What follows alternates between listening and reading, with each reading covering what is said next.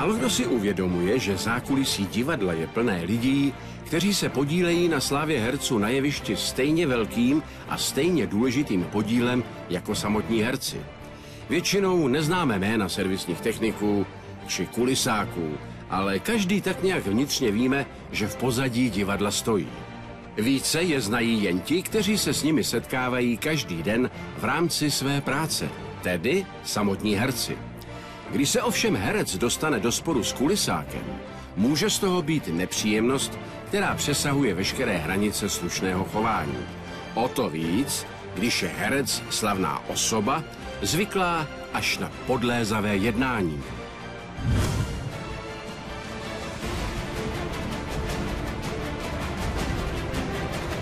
Dobrý den. Posaďte se, prosím. Zahajuji jednání v právní věci navrhovatele Jana Kuličky proti odpůrci Karlu Výmolovi o návrhu na náhradu škody ve výši 200 000 korun podle paragrafu 2894 a 2951 zákona číslo 89/2012 Sbírky občanského zákoníku. Pane navrhovateli, postavte se. Vy trváte na svém návrhu tak, jak byl písemně doručen soudu, nebo ho chcete nějak pozměnit či doplnit? Tak jsem tady u soudu, takže evidentně na něm trvám. Dobře, děkuji, můžete se posadit.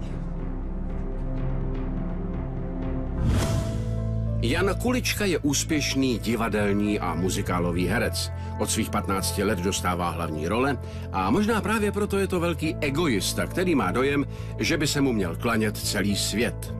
Na druhou stranu je to talentovaný muž, který dokáže vyburcovat publikum divadla k ovacím ve stoje. V profesních kruzích je velmi váženým hercem. Pane odpůrce, postavte se. Vy s podaným návrhem souhlasíte? Ne, nesouhlasím. Dobře, děkuji, můžete se posadit. Karel Výmola pracuje v divadle jako kulisák a správce budovy už 20 let. Dřív měl i herecké ambice, ale bohužel se mu nepoštěstilo o svém talentu přesvědčit vedení divadla. Je to šikovný a zručný tesař, který si umí sleda s čím poradit a v divadle ho mají všichni rádi, tedy vyjma herce Jana Kuličky. Pane právní zástupce navrhovatele, předneste prosím váš návrh. Děkuji. Vážená paní předsedkyně, můj mandant je velmi oblíbený herec, který se těší dobré pověsti. Důvodem návrhu je jeho rozbité auto, jehož poničení zapříčinil svou ledabilostí odpůrce, a to tak, že schodil se střechy divadla na auto mého mandanta kamenný chrlič. Navrhovatel požadoval od odpůrce vyrovnání prostřednictvím pojistky, ale odpůrce svou vinu na celém incidentu popírá. Požadujeme tedy nyní vyrovnání přímo od odpůrce, a to ve výši 200 000 korun, což je částka, kterou musel můj mandant vynaložit na opravu svého vozu. Děkuji. Děkuji. Pane navrhovateli, postavte se. Přibližte prosím soudu, o co ve vašem sporu jde. Milerád, paní soudkyně. Tady pan Výmola, kromě toho, že chodí hulit na střechu divadla a opírá se tam o kamenný chrlič, tak by se měl taky starat, ale aby v tom divadle to všechno fungovalo tak, jak má a běhalo to tam jako na drátkách. Se jako nestará. Jenže to on nedělá. Takže většina věcí v tom divadle jsou na spadnutí. No a jednoho krásného dne, nech mě domluvit, jo? Jednoho krásného dne, když šel hulit, tak se opřel o ten kamenný chrlič, jako vždycky. Ten spadnul na dvůr, kde já jsem měl auto. Moje auto poškodil, 200 000 stála oprava a tu já jsem musel dát ze svý kapsy. Pane navrhovateli, jaká přesně je funkce pana odpůrce? No, pan odpůrce by měl být správce, takže takovej školník v divadle, dalo by se. Ano, dobře. Takže vy jste popsal tu situaci, jak se přihodila. Jaké bylo vaše řešení celé té situace? Já jsem to chtěl řešit přes pojistku, kterou má tady mistr Výmola ve své pracovní smlouvě. Jenže to by musel samozřejmě přiznat svoji vinu. To on neudělal, takže pojišťovna samozřejmě nic nezaplatila. Ve smlouvě nemám ale to, že tady asi polejzu někam, budu něco někam schazovat, prosím, to si myslím, že schválně tam lezu nahoru a hodím ti to na to auto, básne. Pane odpůrce, postavte se. Pane odpůrce, věřte tomu, že vám dám prostor, abyste se ke všemu mohl vyjádřit. Pokud takto budete vyrušovat výslech pana navrhovatele, tak si vysloužíte pořádkovou pokutu ve výši 5 000 korun. Doufám, že jsme si rozuměli, můžete se posadit.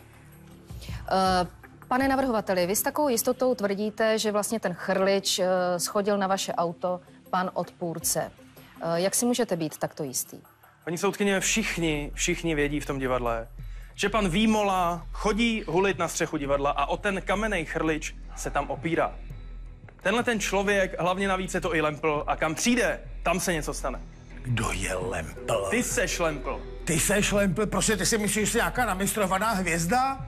Co jsi v životě dokázal, akorát, že jsi hrál tam nějaký blbý reklamy na špagety, ani nic nespravíš, ty. Frajírku jeden přiblblej. Pane odpůrce, vy máte pravděpodobně krátkou paměť. Víte, že jsem vás před chvilkou upozornila na to, abyste nevyrušoval? Omlouvám se. V pořádku. Pane navrhovateli, kromě toho, že tedy je asi veřejným tajemstvím, že tam pan na tu střechu, tedy pan odpůrce, chodí kouřit, máte ještě nějaké jiné přímé důkazy pro to vaše tvrzení, že tedy chrlič na vaše auto schodil pan odpůrce? Mám na to svědkyni, konkrétně je to herečka, baletka, která viděla tady Výmolu, jak tam jde kouřit 10 minut předtím, než ten chrlič spadnul a poškodil moje auto. Pane navrhovateli, je jednoduché si všimnout, že vaše vztahy s panem odpůrcem jsou velmi napjaté. Můžete mi vysvětlit důvod této nevraživosti? Víte, paní soudkyně, já si myslím, že se stačí podívat jenom tady na pána a hned je každému všechno jasný, co to je zač. Ale pokud teda chcete nějaké konkrétní věci, ano, tak vím, že jednou tady pan správce nechal na světlech nad jevištěm kladivo. Ty světla jsou ve výšce asi 3 metry, abyste měla představivost. No a samozřejmě, že to kladivo spadlo. Spadlo, když bylo představení, spadlo přímo na jeviště, udělalo tam kráter jako prase. Kdyby tam někdo šel, tak byl mrtvej. A to kvůli tobě. A takovýhle věci on dělá furt. To je prostě lempl a levej jak šavle. Kráter, já jsem levej jako šavle? Já jsem levej?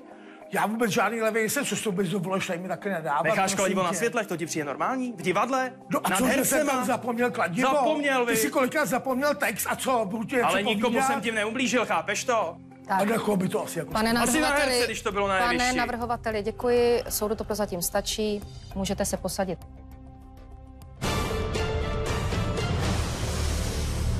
Pane právní zástupce odpůrce, předneste vaše vyjádření k návrhu. Vážený soude, můj mandant popírá, že by měl cokoliv společného s poškozením navrhovatelova auta. Odpůrce se stará o to, aby divadlo fungovalo bez potíží a veškeré defekty, které stará budova divadla vykazuje, se snaží v co nejkratších termínech odstranit. Nemá tedy absolutně žádný zájem na tom, aby jakákoliv část divadla ohrožovala věci nebo osoby v divadle či v jeho blízkosti. Neexistuje také žádný přímý důkaz, který by mého mandanta mohl z tohoto incidentu usvědčit. Proto požadujeme, aby návrh byl zamítnut jako nedůvodný. Děkuji. Dobře, děkuji. Tak, pane odpůrce, postavte se. Takže dávám vám prostor, abyste se k celé situaci mohl vyjádřit. Řeknu k tomu akorát to, že pravda je, že teda nahoru si chodím zapálit, ale chodí tam celý ansábl. Já nejsem ten, který by vzal nějaký chrlič, který váží tunu a schválně to schodil na jeho auto. Proč bych to asi jako tak dělal? Ten chrlič, milej zlatý, tam nestál tak, jak by měl. A ty jako správce si ho měl dávno opravit, aby se nekynkla. Ty to víš moc dobře. Ten chrlič, mimochodem, je část celý budovy divadelní. A ty jsi správce, co se o to stará, všechno přece. Ale ne to chrliče, to má na starosti úplně jiný úřad. Pane odpůrce, já vás zastavím. Jak dlouho pracujete v divadle? Já 20 let. 20 let. Jak dlouho se znáte s panem navrhovatelem? 5 let a těch 20 let bylo nádherných. Do té doby, než přišel on, protože od té doby se všechno tahlo úplně někam jinam.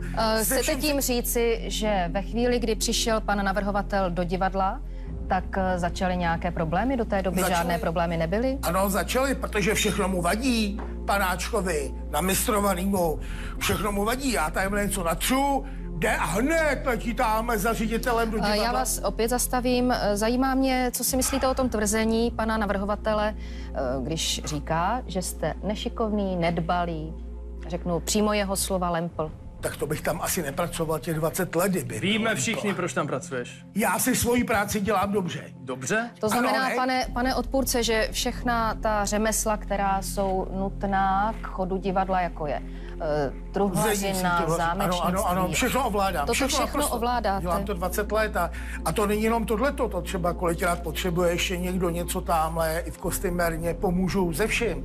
Kromě tohoto sporu, měl jste s panem navrhovatelem ještě jiné nedorozumění? S ním? Skoro každý den. Teď si pořád chodí normálně co stěžovat. Protože Dobře. neděláš to, co máš? Popište soudu, jakého charakteru jsou ty vaše problémy s panem navrhovatelem. Konkrétně, přesně. Ale i konkrétně jsou to naprosto i jednoduché věci. Říkám, já třeba tamhle něco natřu. Ne, jde si hned letí a stěžuje si, že si utřel kalhoty o nějakou barvu. Že tamhle něco nechám položit. Šup, letí tam, zase za ředitelem. Je to vlez do prdelka, perfektní hajzl, to je jediný akorát, co on umí jenom donášet a nic jiného nedělá. To bys toho musel zavřít do nějakého igelitového pytle, aby se mu něco nestalo. Tak, pane odpůrce, tyto vaše spory, o kterých jste teď hovořil, řešilo divadlo? Vy jste měl nějaké kárné řízení ze strany divadla vůči vám? Ne, to nebylo. Nikdy? Ne. Takže dostaneme se teď k tomu předmětnému autu. Vy tedy popíráte, že byste s tím měl co dočinění, ano? Ano. Dobře, děkuji. Protože představa, proč bych mu házel chrlič na auto, jako. Je to tvoje vina. Frajere. Tak, Všichni to ví v tom divadle, všichni. Pane říkáš, že ne. odpůrce, Omlouvám děkuji se. za tento expresivní výkon. Můžete ještě stát, ano, protože vás čeká další z výslechů. Pane právní zástupce navrhovatele, vy máte nějaké doplňující otázky k panu odpůrci? Ovšem. Tak prosím. Děkuji. Pane odpůrce, prosím vás, jak byste vy sám sebe popsal jako správce divadla? Takovej školník pro divadlo. Školník pro divadlo, tak jak říkal tady pan navrhovatel. Kazisvět hlavně. Dobře, pane odpůrce, když jste se ucházel o práci v divadle, o jakou funkci jste se ucházel? No tak za prvý jsem strašně moc rád, že u toho divadla jsem, což už jsem 20 let, ale samozřejmě, že první moje ambice byly, že by jsem si taky mohl něco švihnout, zahrát si nějakou roličku, že jsem chtěl se stát hercem, to je pravda. Nedošlo k tomu, Tak závidíš. To je já celé. nezávidím, ale svoji práci, kterou teď vykonávám, dělám dobře. A co vaše práce obnáší? Jak říkám, cokoliv v divadle je nutný. Třeba i čistím kliky, utírám hajzl. A není tohle náhodou, jak to říct? Není důsledkem tohoto to, že závidíte mému mandantovi, že on již ve svém mladém věku je docela známý herec, zatímco vy musíte dělat tyhle ty činnosti, které jste před chvílí tak expresivně popsal? Známý herec? Ano. To, že si v 15 natočil špagety, nějakou reklamu?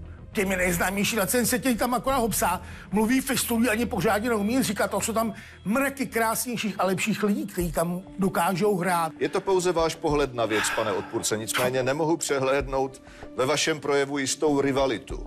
Takže beru to jako potvrzení. Nicméně řekněte nám, prosím vás, já bych se dostal rád k tomu vlastně předmětu dnešního jednání. Vy jste byl na té střeše v ten den, kdy onen předmětný chrlič spadl na auto mého mandanta? Ano, byl jste byl- tam? ano. Byl jste tam kouřit? Ano. Ano. A opíral jste se v ten den o sochu chrliče? Zrovna v ten den nevím, jestli se zaopíral, protože kolikrát já třeba přijdu nahoru, bolí mě záda, bolí mě noha, tak si tam sednu, stoupnu si, opřu se, ale to tam chodí úplně všichni z toho divadla. To Jasně, ale nemůže já. vy se o ten chrlič i opíráte. Opíral jste No se o zrovna něj v v ten den minulosti? já nevím, to jak se zase nepíšu diář, jestli jsem se zrovna opřel o nějaký chrlič. Dobře. To si opravdu nepíšu. Takže kdybych shrnul, co je prokazatelné, jak už jsem říkal, je z vás cítit rivalita vůči mému mandantovi, to je jedna věc, protože on opravdu ve svém mladém věku dokázal to, co vy ve svém pokročilejším věku jste nedokázal ani náhodou. A pak v ten den, kdy chrlič spadl, jste tam byl jenom několik minut předtím, než se tak stalo. To je za mě všechno. Pět Děkuji. minut předtím, pak jsem odešel, pak to spadlo, ale já... Náhoda, viď? To je za mě všechno. No je to Děkuji. Ano, děkuji. Pane právní zástupce, vy máte otázky ke svému mandantovi? Ano, děkuji. Pane odpůrce, popište nám ještě jednou, prosím, a doufejme, že už do toho nebude protistrana vstupovat svými invektivami, vaši práci, co by správce v divadle. Jak už jsem řekl, natírání, zedničina, truhlařina. Jak říkám, pomůžu i holkám tamhle v dílně třeba s kostýmama, když se něco děje nebo neděje, zájezdy, prostě všechno možný. Prostě takový klasický technika, školník. Takže vy jste technická opora divadla, bez vás by se divadlo dá se říct, si neobešlo. Myslím si. A pane odpůrce, staráte se i o exteriér divadla? Exteriér vůbec nespadá pod nás, protože to má na starosti město, má to odbor města, navíc ještě divadlo je zapsaný, divadlo je zapsaný, že to je památkový, takže to spadá ještě pod památkový úřad, takže exteriér ne, interiér ano. Takže střechu v žádném případě vy na starosti nemáte? Ne. Ani okapy, nic, prostě všechno, co je na budově, to se týká někoho jiného, mně se týká jenom to, co je v budově. Přesto, pane odpůrce, je pravda, že vy jste byl první, kdo na závadu, na střeše, na problém, potenciální problém se sochou upozornil? Upozornil, protože ta se klinkala už dávno předtím. Klinkala, šel jsem za ředitelem, říkal jsem mu to, jenže to šlo na jistý odbor, nebyly na to finance, na další odbor nebyly na to finance, další čekání, nebylo na nic. Ale uvědomil jsem ho a řekl jsem mu, že prostě je to strašné. Takže vy, kdybyste chtěl, tak ten chrlič, o kterém říkáte, že se kinklal, tak byste závadu na něm, to, že to nebyl chrlič, ale vyklan, tak to byste odstranit nemohl. Ne, já osobně ne. Takže tolik k vašemu zavinění. Vy jste jako první registroval, že na střeše hrozí problém. Upozornil jste na něj, ale bohužel jste nemohl žádným způsobem zasáhnout. Ano. Takže jste prakticky 100% způsobem zasáhl tak, jak bylo v rámci vaší jurisdikce možné. Ano. Skvěle, nemám na vás dalších otázek. Děkuji.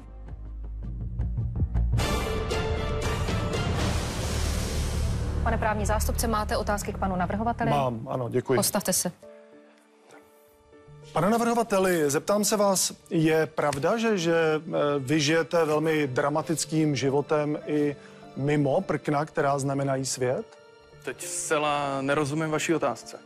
No, chci se vás zeptat, jestli je pravda, že trávíte volný čas velmi dobrodružně, že prakticky nespíte, že ze zkoušek chodíte rovnou si užívat a pak zase zpátky do divadla. Je to pravda, nebo to není pravda? To nějak souvisí s tou sochou, která mě spadla na auto? Já doufám, že se k tomu ještě v průběhu tohoto jednání dobereme. Souvisí, ano. Tak to mi budete ale muset nějak vysvětlit, protože jinak já nechápu, proč vám bych měl vykládat, co já dělám ve svém volném čase. Pane navrhovateli, vy nám možná o tom vyprávět nic nechcete, ale vaši kolegové byli výrazně sdělnější a tím se i dostanu k tomu, k čemu jste mě vyzval. My jsme si s nimi promluvili a máme tady několik výpovědí, které jsou součástí spisu, takže bych si dovolil, vážený soude, citovat. Prosím. Vaši kolegové písemně, jedna z výpovědí je dokonce písemná, vypověděli, že vy jste se zhruba v polovině února dal dohromady, že jste se seznámil a že jste navázal intimní vztah s jednou z baletek divadla. Je to pravda? Aby vás to nemrzelo, pane doktore. Víte vůbec, kdo já jsem? Pane navrhovateli, já vás upozorňuji na to, že v této jednací síni nebudete nikomu vyhrožovat. Promiňte, omlouvám se. Pane právní zástupce, můžete pokračovat. Děkuji. Pane navrhovateli, výhruškama se nikam nedostanete, jenom mě donutíte k tomu, abych si vůči vám přestal brát servítky. Pane navrhovateli, zeptám se vás tedy naprosto jasně otevřeně. Je pravda, že jste měl na střeše u předmětného chrliče sex s vaší přítelkyní? Je to pravda, ale na tu střechu není vidět, takže my jsme tím nikoho nepohoršili. A pane navrhovateli, je pravda, že jste ten sex měl nejenom jednou, ale několikrát? Já už jsem k tomu své řekl. Nikoho tím nepohoršujem. Není tam vidět. Tečka. Co víc ode mě chcete k tomuhle? No tak naštěstí jste pohoršili několik svých kolegů, proto si vás všimli a proto také byli připraveni vypovídat, protože se domnívají, že v divadle, které je respektované jako to vaše, by se na střeše tyto typy představení odehrávat neměly. Pane navrhovateli, my tu máme další výpověď a ta říká, že jste s baletkou, a budu přímo jmenovat, Tatianou Hoferovou, na střeše měl pohlavní styk. Opakovaně jste tam spolu údajně, jak vypověděli vaši kolegové, souložili. což by nebyl problém, to je váš soukromý život, ale bohužel vy jste do toho zatáhli třetího a to byl předmětný chrlič, o který jste se prý s oblibou při vašem styku opírali. Je to pravda nebo není, A to máte z výpovědí koho? Nějaký uklízečky, která nás viděla, nebo? Pane navrhovateli, ale to přeci nezáleží na tom, kdo mi to řekl, jestli herec, kterého vy zřejmě považujete za nějakou jakože nadřazenou bytost, nebo uklizečka. Výpovědní hodnotu tato výpověď má, ať je to kdokoliv. Jediný, kdo ten chrlič se opírá, je tady pan Výmola. Pane navrhovateli, prosím, odpovězte mi. Měl jste sex na střeše divadla? To už jsem říkal. Měl jste tam ten sex opakovaně? Ano, to už jsem říkal. Opírali jste se přitom o předmětný chrlič? Ne. Ne, nikdy. Zvláštní, že několik vašich kolegů, kteří, stejně jako můj mandant, na střechu chodí na tabákovou pauzu, takže si vás tam povšiml. Pane navrhovateli, já se vás ještě zeptám, vychází to z další výpovědi, kterou jsme získali od vašich kolegů, vy asi nebudete moc oblíbený v divadle, když jsou všichni ochotni takhle otevřeně vypovídat. Je pravda, že chodíte často na představení nervózní, pod takovým jakože jako kdyby příkrovem nějakých látek povzbuzujících. Údajně to není alkohol, údajně jsou to drogy, pane navrhovateli. A to se pozná jak, prosím vás? Námitka, to je potřebování nepodložených závěrů. Pane právní zástupce, vy máte nějaké důkazy pro svá tvrzení? Pokud nemáte důkazy, tak se těmto otázkám laskavě vyhněte. Vážený soude, rád bych se, pokud dovolíte, v průběhu výslechu dostal ke konkrétním důkazům, která by toto tvrzení měla podpořit. Dobře. Námitka se tedy zamítá a vy se striktně držte meritu věci. Budu, dobře, děkuji.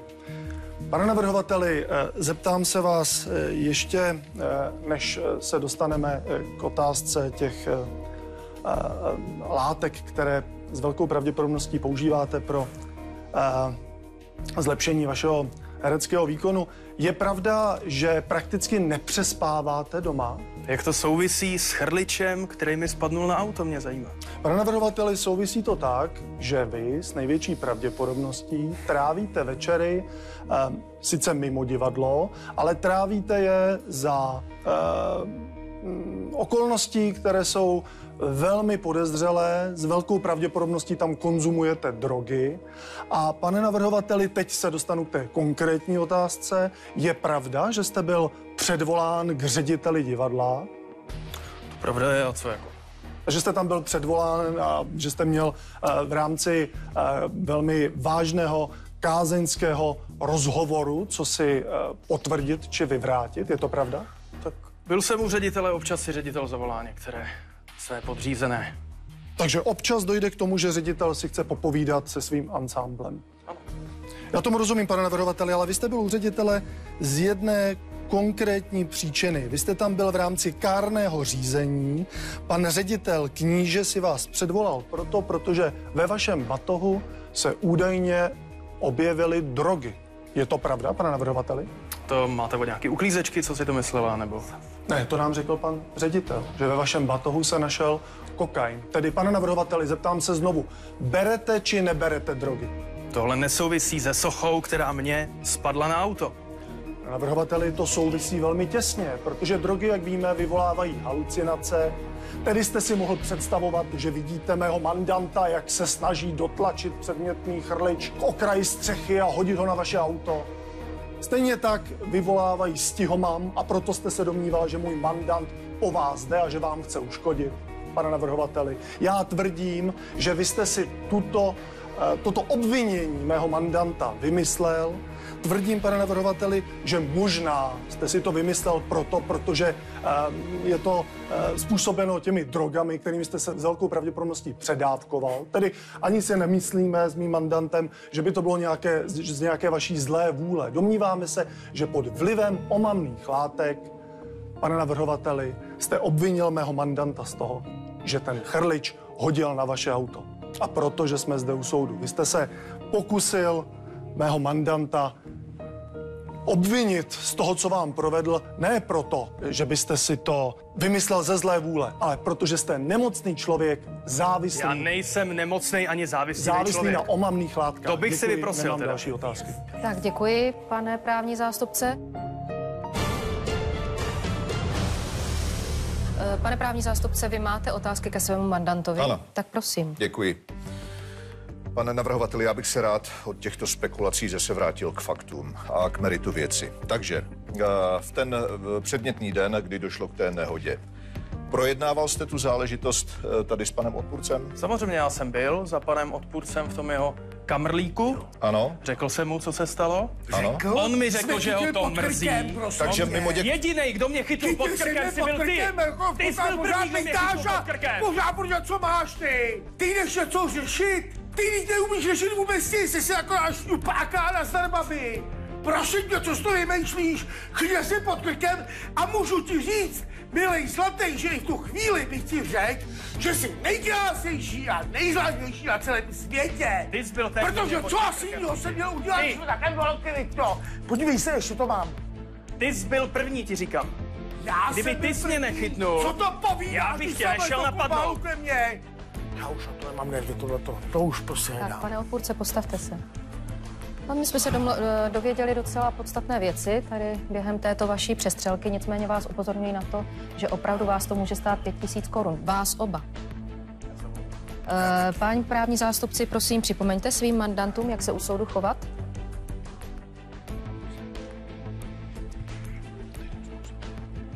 Děkuji. Pane právní zástupce, můžete pokračovat. Děkuji. Takže, pane navrhovateli, během toho rozhovoru i podle toho, co tady zaznělo, anebo co jste také říkal vy, jsem nabyl dojmu, že pan odpůrce vám přiznal mimoděk své zavinění. Ano, řekl, že ho to mrzí, ale že neví, co s tím má dělat. Mohl byste nám, prosím vás, přiblížit, jak probíhal ten dialog mezi vámi? Přibliž. No říkám, šel jsem za ním, on řekl, že to ví, že se to stalo, že mu to je líto, projevil i lítost. Ano. Co mi zbývalo? No, ale že neví, co samozřejmě s tím. Aha, rozumím. Dobře. Tak, pane odpůrce, mě to opravdu zajímá, jakým způsobem, postavte se. Tato situace probíhala. Opravdu jste vyslovil lítost za tu situaci, která se stala? Když to mám říct takhle, tak jsem mu to říkal, že vás někdo drží pod krkem a vymáhá to z vás. Tak tomu řeknete, že mi to líto, ale... A řekl jste mu, že za tu situaci můžete, že jste ji způsobil? No to jsem neřekl. Já jsem jenom řekl, že mi to eventuálně líto, že mu to spadlo na auto. No takhle, to je líto, to je jako kdyby někdo zakopnul, spadnul na kolena, řeknu, promiň, je mi to líto, že se spadnul na kolena, tak jsem řekl, že je mi líto, že na něj spadl chrlič jemu na auto. Ale když vás takhle dodrží, řekni to, no tak co mi zbývá? Tak, mě zajímá ta vaše opravdu ta potyčka, jakým způsobem probíhala. No takže přišel do kumbálu, přišel tam, chytil mě pod krk. Ty jsi mě chytil jako první. Co povídáš? Ty, já jsem to chtěl řešit normálně. Ale s tebou to nejde, teď to všichni vidí, co seš za hovado. A co s tebou? Prostě to viděj. Ty si světej každou chvíli. Tak, pane odpůrce, a ty seš ožralej zase, imrvére. Pane navrhovateli, pane odpůrce, soustřeďte se na mě. Vy jste řekl, že k vám přišel, chytil vás pod krkem. Můžete pokračovat, jak to probíhalo? No, chytil mě pod krkem a vyžadoval, aby jsem mu řekl, nebo aby jsem se jakoby přiznal, že jsem to udělal. Jenom jsem mu řekl, že mi to líto, to je všechno. Pane navrhovateli, je pravdou, že jste napadl pana odpůrce? Není to pravda. Je to pravda. Ne tak, jak to říká on. Já bych řekl, že to byla prostě vzájemná potyčka, takže vinu jsme na to měli oba. Já kdyby ho napadl, tak ho nebudu tahat po soudech. Potyčka. Vzájemná potyčka, měli jsme na tom oba svoji vinu. Můžu akorát říct, měl jsem navrch. To je celé. No to si. Navrch? Ty jsi byl světej, ne navrch. Ty jsi měl tady. Takže soud může konstatovat, že k přiznání odpůrce, že tu situaci zavinil, nedošlo. To znamená, že tvrzení není pro soud relevantní, není průkazné. Pane právní zástupce, děkuji, můžete se posadit. Máte nějaké další otázky? Za těchto okolností ne, děkuji. Dobře, děkuji, můžete se posadit.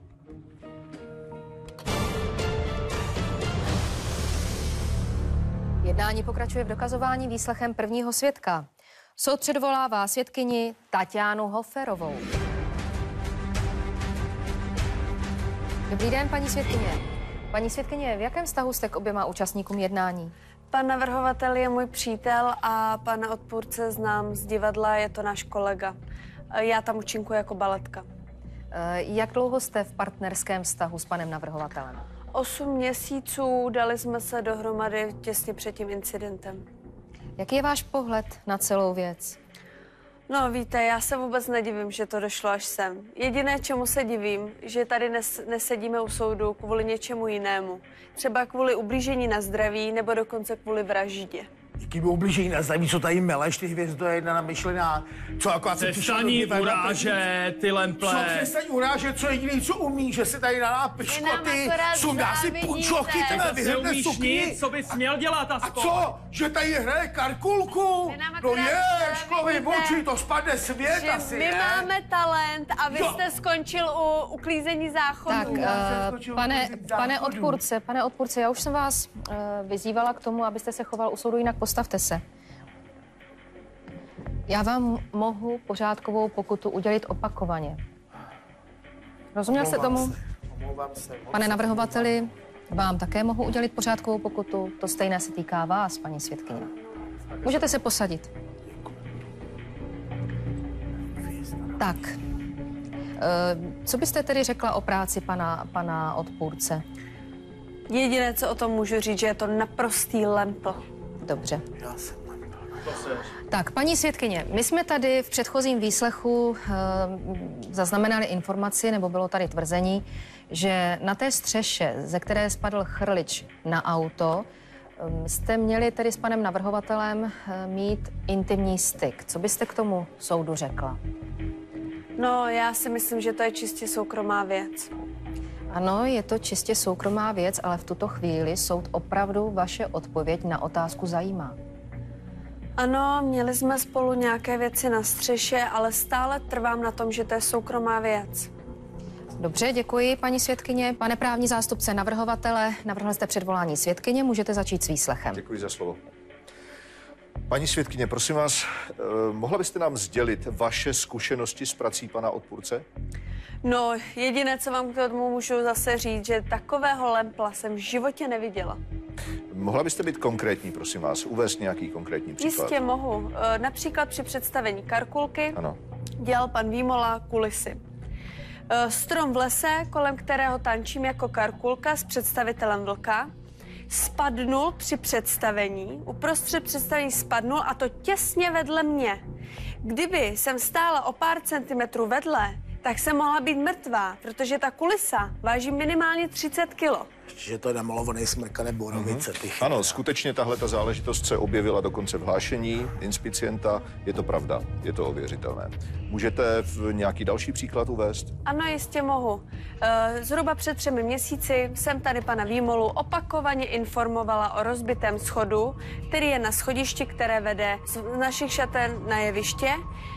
A když spěcháte na jeviště, tak snadno můžete zapomenout na to, že tam ten rozbitý schod je. A můžete si něco udělat. Jo, pro mě jako pro baletku je nepředstavitelné, kdybych si třeba zlomila nohu. Trvalo... největší, jenže to o tom schodu, to jsme byli tenkrát spolu na zájezdě, to za prvý. A za druhý máš chodit na představení včas. Kdybyste to opravil hned, co máš dělat, měl jsi to hned opravit. A ne čekat, ty na to kašleš totiž. Každý ti něco nahlásí. Vy nemáte být tu chrlička, ona má představení. Hned, tak se nemuselo nic stát. Vůbec se dělá, hlavně, že vy si tam děláte. Měsíc vám to dělalo. Ale můžu za to já. A mimochodem, když jsem vám to říkala, když jsem vás za to upozorňovala, tak na žádném zájezde jste nebyl. Pane odpůrce, paní svědkyně, Pardon. Pane navrhovateli, postavte se. Pane odpůrce, postavte se. Já nevím, jestli chápete dostatečně, kde se nacházíte a jestli dostatečně chápete princip soudu. Položí se otázka a vy na tu otázku konstruktivně, stručně a v klidu odpovídáte. Je vám to jasné, pane navrhovateli? Ano, ve chvíli, kdy dostanete otázku, můžete hovořit. To stejné se týká vás a to stejné se týká vás. Nevím, jestli mám toto jednání opravdu přerušit, abyste si podiskutovali mezi sebou a abyste pochopili, že když takto budete rušit, tak se nikam nedostaneme. Já jsem omlouvám. V pořádku, právní zástupci, prosím, připomeňte vašim mandantům, jak se u soudu chovat. Tak, rozuměl jste, pane navrhovateli? Rozuměl jste? Budete to dodržovat? Můžete se posadit oba. Paní svědkyně, mohu vám udělit pořádkovou pokutu. Máte zatím první výstrahu, ano? Pane právní zástupce, můžete pokračovat. Ano, děkuji. Takže abychom dořekli to o těch schodech. Je skutečně, tahle závada se objevila v hlášení. A jak to pokračovalo dál? Trvalo mu měsíc, než to opravil, a kolegové si na tom schodu několikrát vyvrtkli kotník. Ano. Takže z toho, co jsme tady vyslechli, paní předsedkyně, já mám důvody domnívat se, že pan odpůrce do jisté míry svými pochybeními při výkonu práce v divadle představuje pro své okolí jisté riziko. A já jsem toho názoru, že se mohlo velice pravděpodobně naplnit právě v případě onoho poškozeného auta mého mandanta. Děkuji, na svědkyni je to všechno. Děkuji. Pane právní zástupci, vy máte nějaké otázky ke svědkyni? Ano, děkuji. Prosím.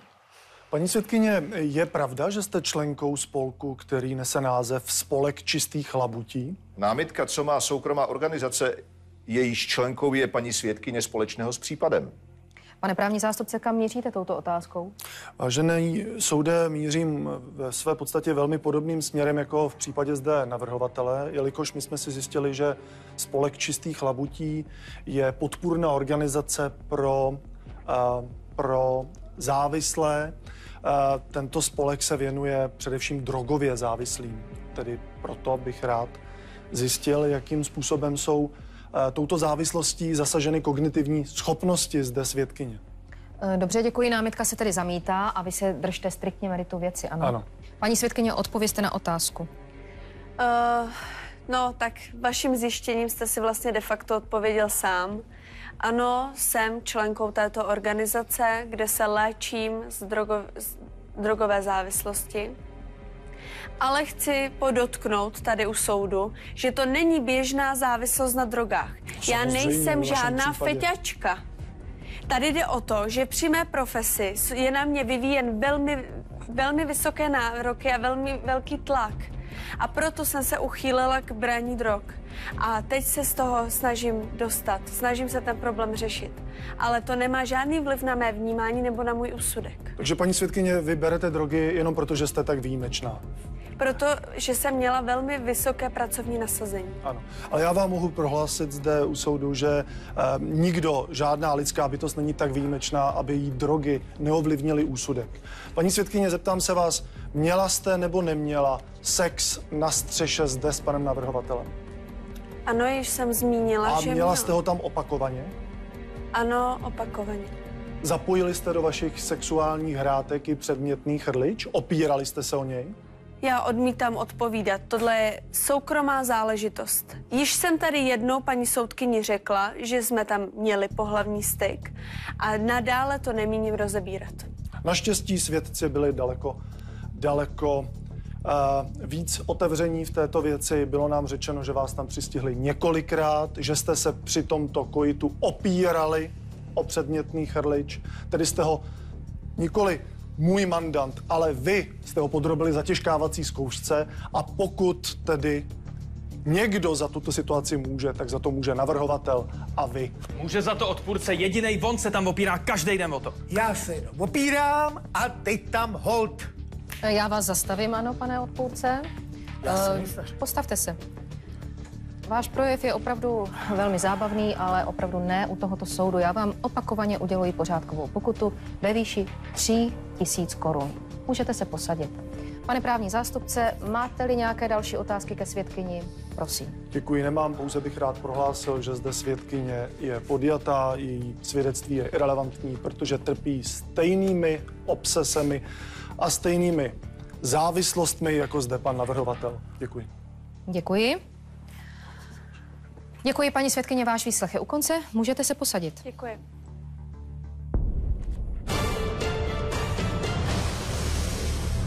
Jednání pokračuje v dokazování výslechem druhého svědka. Soud předvolává svědka Milana Knížete. Dobrý den, pane svědku. Pane svědku, v jakém vztahu jste k oběma účastníkům jednání? Jsem ředitelem divadla, kde oba pánové pracují. Pana odpůrce znám poněkud déle, takže mám s ním, řekněme, blížší vztah. Pane svědku, je jasné, že vztahy obou mužů jsou více než napjaté. Mě by zajímalo, jak vy pohlížíte na celý spor. Radost z toho nemám, vůbec z toho nemám radost. Je to katastrofální reklama, řekl bych, pro naše divadlo. Má to velmi neblahý dopad na vše, co se děje kolem nás. Nicméně na druhé straně, jestliže ten problém je neřešitelný a má už nějakou historii, je to docela dramatické, tak je dobře, že to je tady a že soud přispěje k vyřešení toho problému. Pane svědku, vy jste řekl, že pana odpůrce znáte déle. On tam pracuje u vás v divadle, řekněme, 20 let. Ano, asi 20. Jak byste hodnotil jeho práci? Protože my jsme slyšeli velkou kritiku na to, že jeho práce je vykonávána neodborně, neprofesionálně, ledabyle. Co si o to myslíte? Podívejte, kdyby pan Karel svoji práci nevykonával odborně a uspokojivě, tak by byl propuštěn již dávno. Nezávisle na jakýchkoliv jiných okolnostech. To, že herci mohou mít jiný názor na jeho práci, to je trošku jiná kapitola. Herci jsou v divadle proto, aby hráli, že? Pan Karel zase spravuje divadlo tak, aby bylo umožněno hercům hrát, že já jsem tady proto, abych zaručil chod divadla a zejména abych zaručil, že na všech postech budou profesionálové. Dobře. Pane svědku, my tady projednáváme ten incident, kdy Chrlič spadl na auto pana navrhovatele. Jak vy jste celou tu situaci jako ředitel toho divadla řešil? Já jsem ji řešil standardně. To znamená, že bylo vyšetřování, dokonce několikeré vyšetřování, dokonce přijela policie a policie případ uzavřela v tom smyslu, že žádné cizí zavinění neexistuje. A to je pro mě závěr relevantní. Ano, policejní spis je soudu znám. Takže vy jste tedy toho názoru, že celá věc je uzavřená? Jistě. Dobře. Nemohu být jiného názoru. Takže dle vašeho názoru k cizímu zavinění v tomto případě opravdu nedošlo? Nedošlo dle policie, nedošlo také dle mě. Dobře. Děkuji vám, pane svědku, pane právní zástupce odpůrce. Navrhl jste předvolání svědka. Můžete začít s výslechem. Pane svědku, je pravda, že zde můj mandant na poškození sochy upozornil a že požádal o povolení k její opravě? To je skutečně pravda. Nicméně realita je taková, že já nemohu okamžitě zasáhnout, nemohu poslat někoho, aby zabetonoval, řekněme, sochu, která hrozí pádem, i takto dramatickým pádem. Naše divadlo spadá pod městský úřad, je závislé finančně na městském úřadu, je to městské divadlo ostatně a je to historická památka. Všechno je otázka nějaké byrokracie, nějakého papírování. Já nemohu bez souhlasu městského úřadu, bez jeho dotací, bez souhlasu památkového úřadu vůbec nic v tomto směru udělat. Je mi líto. Pane svědku, můžete tedy jednoznačně vyloučit, že by můj mandant nesl nějakou vinu na pádu sochy? Já mohu vyloučit, domnívám se, jakoukoliv osobní vinu na pádu té sochy. A pane svědku, dovolte poslední otázku. Co bylo tedy podle vás hlavním důvodem, že se Chrlič zřítil? Jeho stáří. Stáří budovy ostatně, která je stará více než 100 let a neproběhla žádná zásadní rekonstrukce. Byť po ní volám už nějaký čas. Mrzí mě, co se stalo, a na druhé straně je štěstím, že nedošlo k něčemu horšímu, například k ublížení. Došlo k poničení automobilu, ano. No, kdyby bylo tvoje řediteli, tak bys mluvil nějak asi. Na druhé straně je to impulzem, protože dojde podle všeho k celkové rekonstrukci objektu a to je pozitivní. Děkuji, nemám dalších otázek. Děkuji. Pane právní zástupce, vy máte otázky ke svědkovi? Ano. Děkuji. Pane svědku, z vaší výpovědi je zcela zřejmé, že považujete práci pana odpůrce za ukázkovou, když bych to tak řekl. V jakém jste příbuzenském vztahu, prosím vás? Jsme bratranci. Jste bratranci, ano.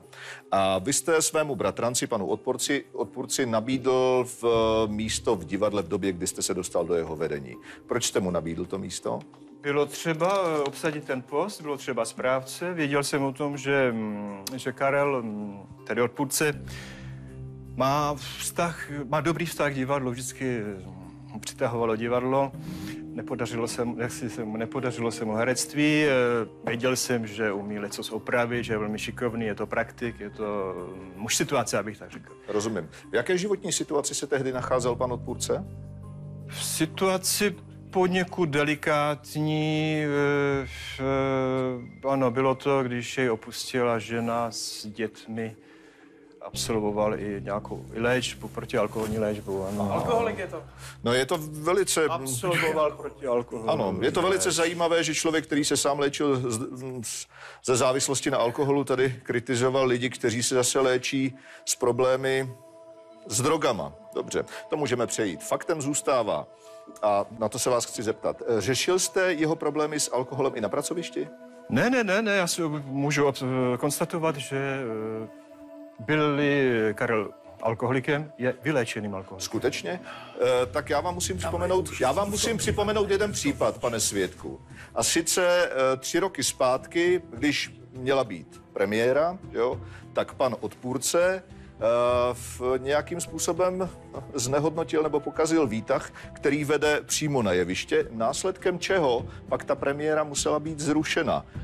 Což byl ale problém, samozřejmě to stálo hodně peněz a vy jste to musel pak řešit přímo s městskou radou, pokud se nepletu, a pak schánět ty peníze u sponzorů. Můžete to potvrdit? To jste si zjistil, kde je tohle? Mám svoje zdroje. Teda Honzo, tohle, to není fair play. Já chci dostat jenom svýho práva. Tvý práva, spravedlnost, je? Pár facek, to by byla spravedlnost. Já chci prostě jenom spravedlnost, nic víc, nic míň. Já vždycky v dobré víře, jako s přítelem. Ty ho tam držíš jenom, že to je tvůj bratránek. A ty chlastá tě tam, necháš ho tam, nic nedělá, necháš ho tam, protože jste bratránci. Tak, já opravdu toto jednání přeruším. Mně dochází trpělivost. Já bych jen řekl, že... Pane svědku, já jsem vám ještě neudělila slovo. Pardon. Pane právní zástupce, máte-li nějaké další otázky? Pan svědek evidentně něco chce dodat, tak prosím. Děkuji. Chtěl bych dodat, že v této situaci, které skutečně došlo, ta škoda byla nahrazena panem Karlem, který vše zaplatil. Rozumím, ale když jste mluvil o té teda jeho závislosti na alkoholu, tak jste naznačil, že i s tím problém nemá. Máte o tom nějaký důkaz, prosím vás?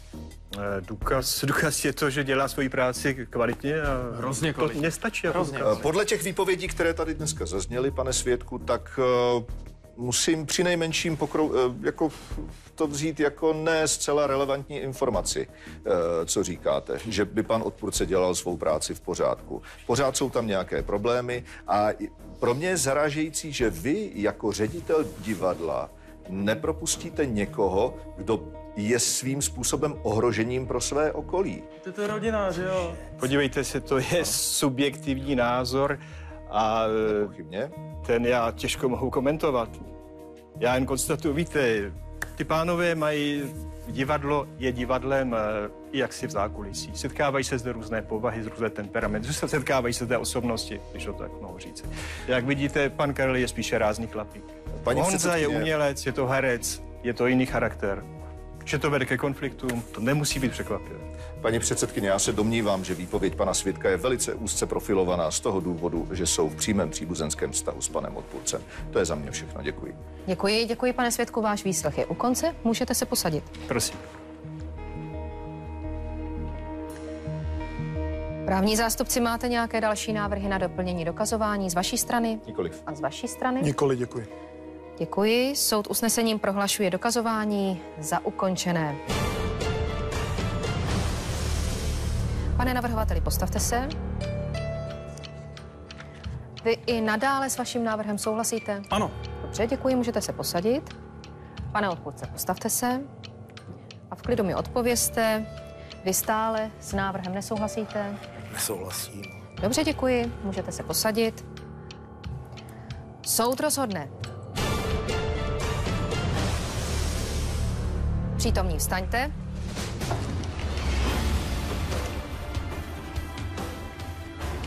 A vyslechněte rozsudek soudu jménem České republiky. Ve věci navrhovatele Jana Kuličky proti odpůrci Karlu Výmolovi o návrhu na náhradu škody soud rozhodl následovně. Návrh navrhovatele se zamítá, protože nebylo prokázáno, že by vina vznikla na straně odpůrce. Soud skončil, můžete odejít. Soudní jednání mělo svoji dohru. Jan Kulička byl z divadla krátce po soudu vyhozen. Opět se u něj našly drogy, což k jeho vyhazovu významně dopomohlo. Od té doby je v divadle klid, protože společně s ním odešla i baletka Táňa Hoferová. Jejich kariéry pomalu upadají.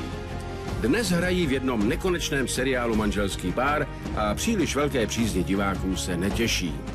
Za to Karel Výmola se stal po vyhraném soudu hvězdou. Nedávno mu dokonce byla nabídnuta menší role v připravované divadelní hře o Švejkovi. Na roli se připravuje a moc se těší.